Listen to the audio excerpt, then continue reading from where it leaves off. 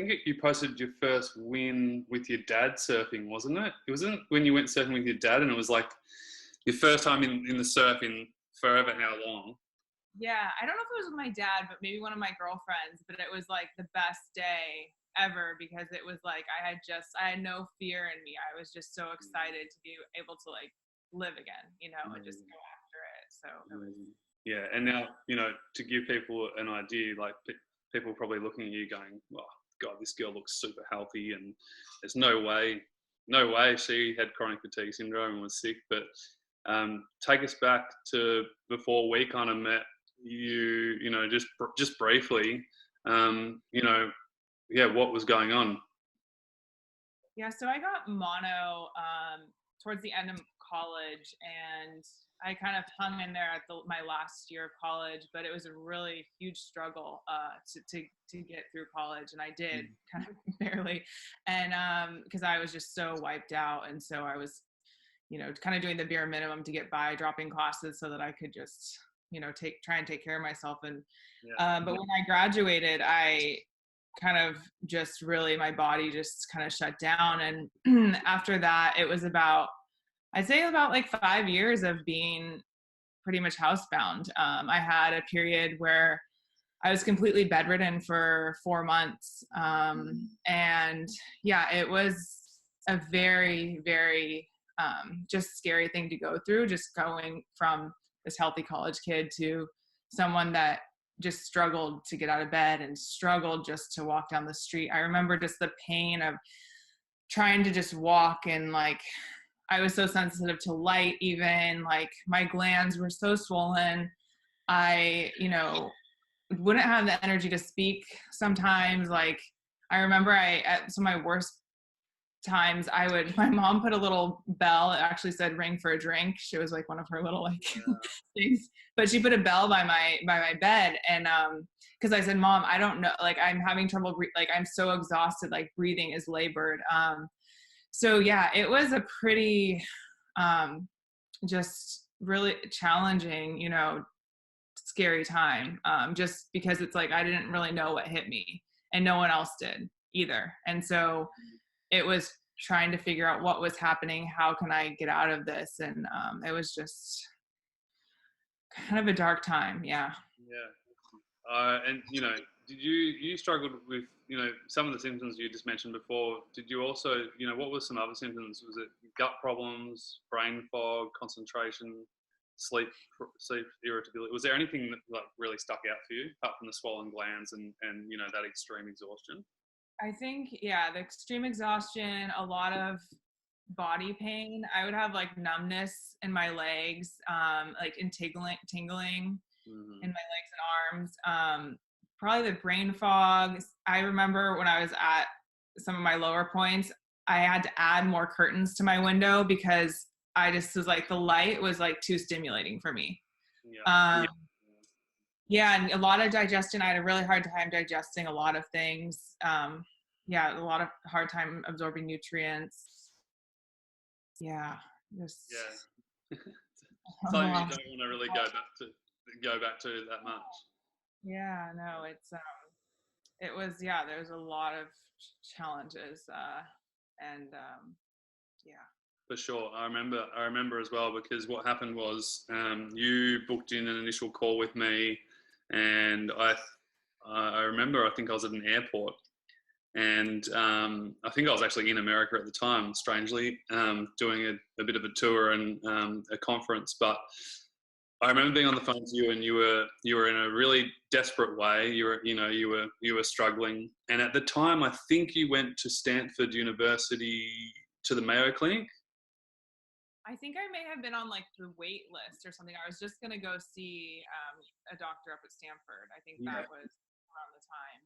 Yeah, and one of the things that I remember you saying to me was that you tried the best of the best. You'd gone everywhere, and it almost made you worse in a way. Like you weren't making any progress. You were feeling worse, and you were kind of getting nowhere. Yeah, I feel like I was trying to go seek out different doctors, and I had, an original doctor that had helped me to a certain point. And then I was like, I just wasn't getting better. So I was seeking out all these specialists, and traveling to different places to go see them. And some of their treatments, would help a little bit, I thought, but then I'd still kind of just wasn't really improving at all.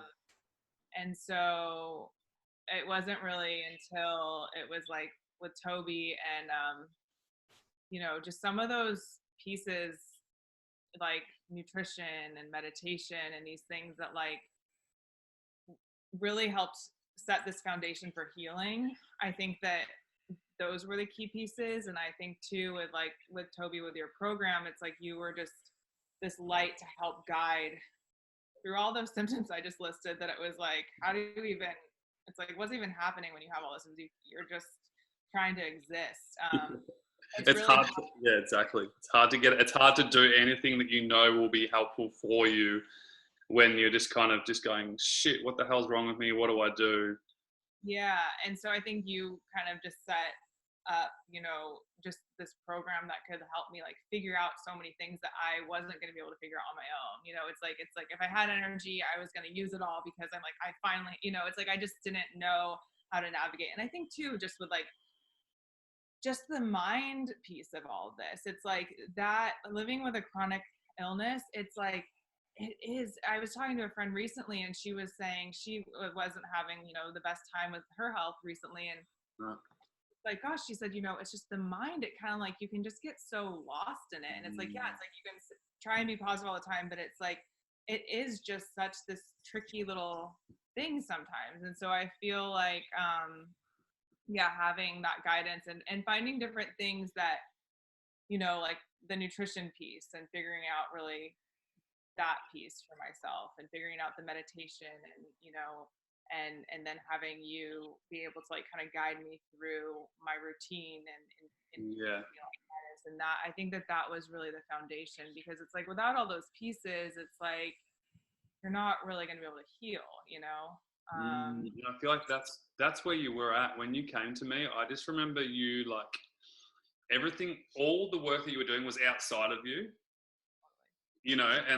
And it's funny because like it's pretty common that most people come to me after they try everything and they go, nothing's working, like I've got to do something for myself. And it's almost like something switched for you in around that 6-month period after you joined the program. It was like, I'm taking control of this. Like it's the stuff that I do day to day that's gonna make the biggest difference. I remember you and I did an interview maybe 2 years ago, and when you made huge progress, and you went overseas and you're surfing and doing all these amazing things already. You're working again. But one of the things I remember you saying to me was like, once you finally like got in control of your day-to-day routine, your baseline, and you basically just it shifted from seeking outside of yourself from some of the best doctors in the world, to and there's nothing wrong with that, and that can be helpful, but it was like you realized that it was a piece, but it wasn't what you fully needed. It wasn't everything. And when I feel like the biggest shift that I noticed in you was when it was like here and then bang, straight back in. It was like, all right, I'm doing this and I'm working on my sleep, I'm working on my baseline, I'm working on my nutrition, I'm working on my mindset, I'm working on progressing my daily life. And it almost just like, I don't want to, it sounds almost too easy that it was like just an effortless walk in the park for you, but it wasn't. Like, it was hard work, but it was like simple, way more easier than going on an outward journey, I think is a big part of it, trusting myself and just kind of not being so caught up in the external and the external voices, and I think, like we mentioned, seeing all those doctors, a lot of them would say stuff that was really depressing and was very limiting. And so then because I want to touch on that quickly, because so basically, and just before we go there, it's like before you kind of got in control of your baseline and you just switched your focus, really, that's what it was. It was like, all right, I'm feeling like crap, I've got these really terrible symptoms, but rather than going, shit, like, how do I fix this? Or is this normal? Is this happening to me? It's like, all right, what can I do to just like calm myself down, calm my nervous system down, or rebuild my conditioning? Or when I'm having not so good days, what can I do in those periods? Like, that desperateness to focus on your symptoms changed to then just focusing on yourself. Mm-hmm. Yeah.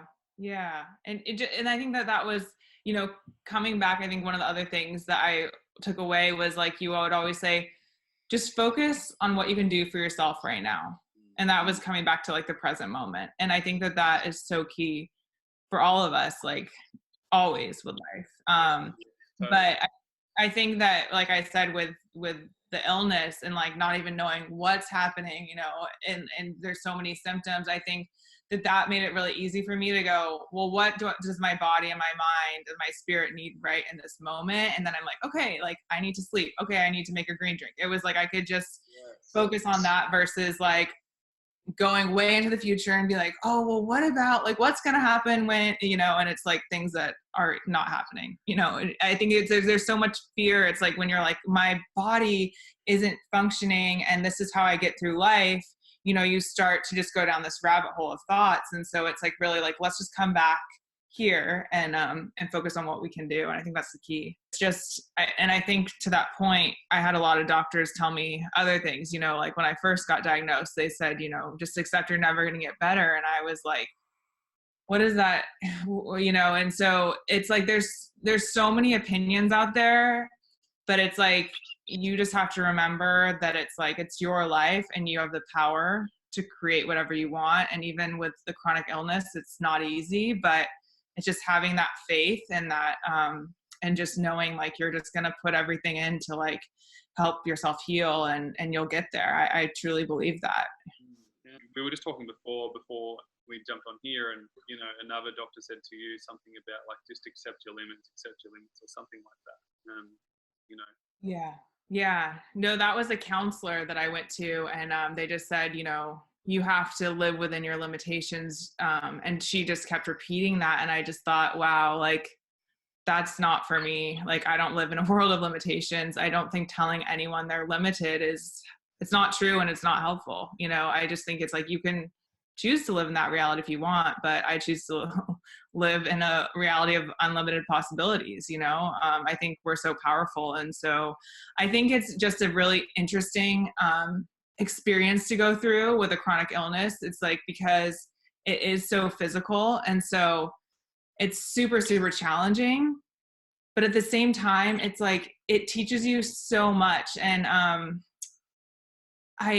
I think that it just shows you, just how powerful we are, how we can heal. I don't know exactly what I wanted to say on that, but just that, yeah, I mean, it is such a unique experience to go through, because it's like we're living in this body that is really needing like all of our kind of attention. And, but it's like, in a sense too, it's like we're so much more than the physical body. And so I feel like I just learned so much about myself through not being able to use my body for so many years. And yeah, so it was kind of like this switch. And I think it's kind of like you mentioned too, with the focusing so much on the external. And it's like I was very identified too with the external world and my body. And then it's like, when I went through that, I was like,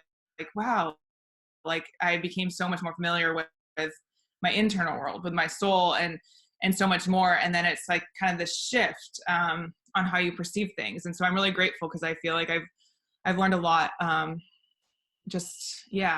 general. I don't know if I'm explaining that well, but just it was a complete shift on how I like show up and view the world.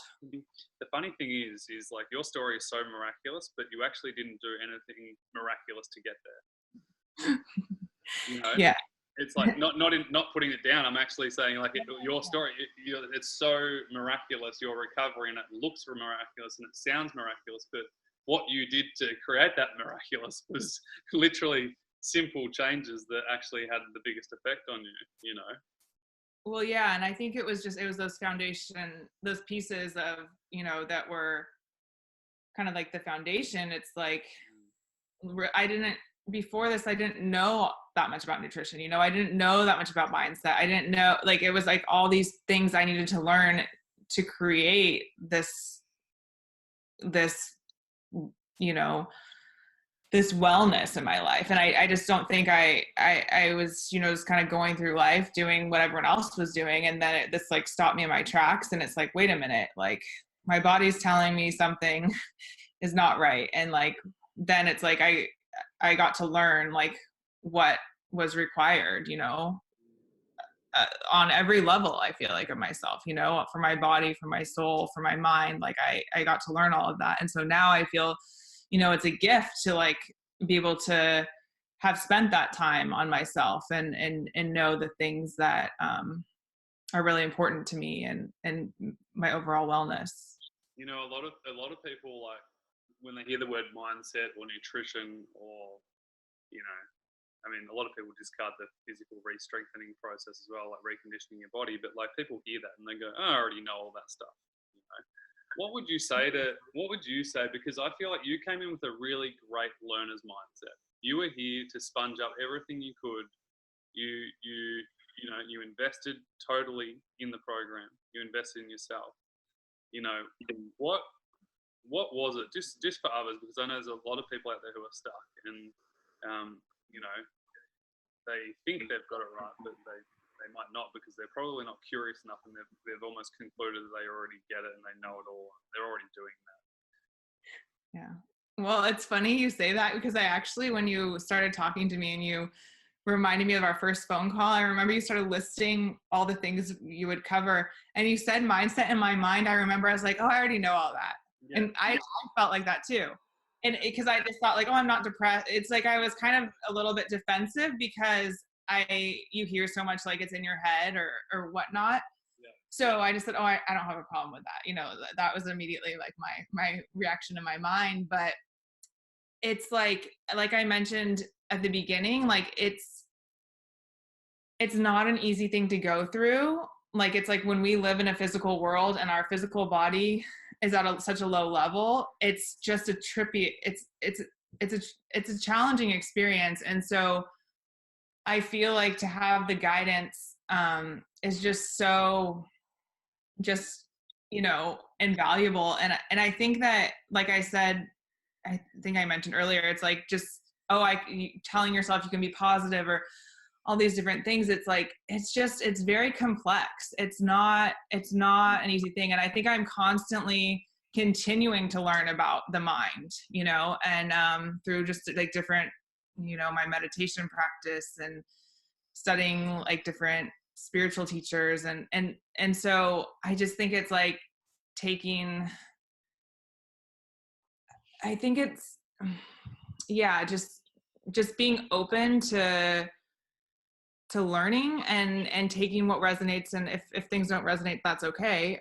But I think it's just being open to possibilities, because I think too, like for so many years, I was at the same level, of health, and I wasn't improving. And so I'm like, yeah, I want to do everything I can. And so it's just, you don't have to do everything that comes your way, but being open to learning, I think, is just the key to life. And then take what resonates and leave what doesn't. I think that being open in life is really key. But then in using your own intuition on what's right for you. But I do think it's being open to everything, because it's like clearly we can all learn a lot from each other. So I think I had definitely, I feel like there were so many periods where it just felt really dark, and I just was like, I don't know if I'm going to get out of this. And so that's kind of the reality of it. It's not, it's like, I just say it's super challenging. But I think it's like having faith in yourself and just knowing that it's possible. I think that's why, meeting you and hearing your story, I was like, wait a minute, like, he did it. Like, I was so encouraged, because, and it was even hard. It was really hard for me to even think like, wait, you were sick, you were sick. It's hard to think that when you see someone healthy, but so I think that just knowing within that you can get through anything. My grandfather, he was a philosophy major in college, and he's 94 now. And we love to talk about life and philosophy together. But recently, in one of our conversations, He just said, Erin, he said, remember that you are stronger than anything that comes your way in this life. And it's so true. It's like some days it's like you just get through it. You don't know how, like you just get through it and do what you have to do. If it's watching Netflix or listening to quiet music or closing all your windows and just, you know, breathing slowly, whatever it is, you just get through it and you're tomorrow I'll try again. You know, you have to take it in such small increments, you know, and I think that's what it really came down to is like you said, you know, focus on what you can do now. So really listen to what does my body need in this moment. And if it's, you know, going for a little walk, if it's taking a nap, if it's making a green drink, you just break it. I had to break down life really small, you know, and that's what really, I think, got me there. What are you grateful for now? Like at the moment, like tell me what you're grateful for. I think I'm really grateful. I feel so grateful for all the people that in life that I get to meet and my friends and my family. And I think that was one of the things is I felt very, very isolated because I just felt like my tolerance for a lot of things felt very overwhelming. So now I just feel really, really grateful for people and to be able to connect. I feel grateful. I love nature so much too. So I'm just always just over the moon to be by the ocean or out in nature. And yeah, my health. I mean, talking about this, it's pretty remarkable because yeah, there were just so many. I mean, the fact that I had doctors that said, you know, just accept you're not going to get better. I'm just so grateful. And yeah, I think sometimes I still like pinch myself and be like, wow, like look how far you've come. And I was telling Toby, I was like, yeah, I've been living on my own for 2 years now. And for so many years, I was at home with my parents for about like 5 or 6 years. And I just didn't really know if I would ever be able to be strong enough to live on my own. So I think that's a really big gift. Yeah, I just have a lot. I'm just really grateful for everything. That's good. And just like to paint the picture of, you know, what you're up to. What are you up to these days? You know, you've got your own. You're in your own house. You got your own dog. Yeah. So I moved out about like 2 years ago, and I live in this little like beach community that I absolutely love. I'm right by the ocean, so I've been surfing and doing a lot of yoga, and I have my dog, and I am working. I work at a marketing company that does marketing and healthcare, and I've been enjoying that and traveling, and yeah, just really grateful for all of it. You've done a few trips to Costa Rica as well, I saw on your Instagram. Yeah, I've been to Costa Rica 4 times now. Your second home. Yes, I absolutely love it down there. It feels like home down there. So I've done a lot of yoga and like surf retreats down there, and yeah, it's yeah, I love it. Amazing, pretty cool to go from, you know, you've lived it, so you get it, and you probably, you know, what happens once you kind of get better, you don't really tend to remember how bad it was. You know, you kind of can forget about it. But it's really cool for other people watching this going, far out. Like, you know, you've gone from pretty bad, you know, and you know, you and I know that. We've been through it ourselves, but, you know, I remember you and I know that experience because we spoke about it. But to now where you're at is just phenomenal. Yeah. Like, it's just such a phenomenal inspiration for everyone watching. I'm sure people have got goosebumps watching right now. What would you say to these people who are watching? You know, if you just give us a little bit of Erin's wisdom. Yeah, I mean, I think I've touched on some of it already, but I think it's like, just know that it's possible, and don't ever let anyone tell you it's not. And I'm just grateful to be able to just share some hope and inspiration to people, because I know, like, when you're at, you know, kind of a lower level, it's like, it can seem like overwhelming and it can seem dark, but you know, it's totally possible for everyone. And I think that you just have to keep going, you know, you just keep going every day, and it will get better. Yeah. Amazing. Thank you so much.